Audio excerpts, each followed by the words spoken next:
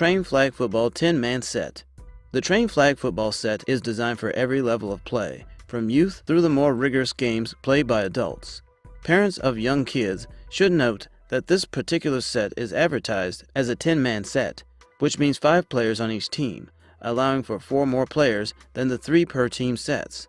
The 46-piece include end zone cones, a bag that doubles as a yard marker, an e-book with plays, and important when targeting both youth and adults, flag belts with adjustable waist sizes. The biggest differentiators are the carrying case, the durability of the flags, and the belts holding 3 flags, as compared to the 2 flags provided by a number of both companies.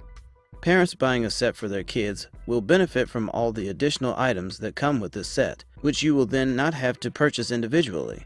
This set, like many others, does not come with a football. Do not be too concerned about whether any set includes a football or not. Most players, except for maybe the more experienced players, will want to choose their own football anyway.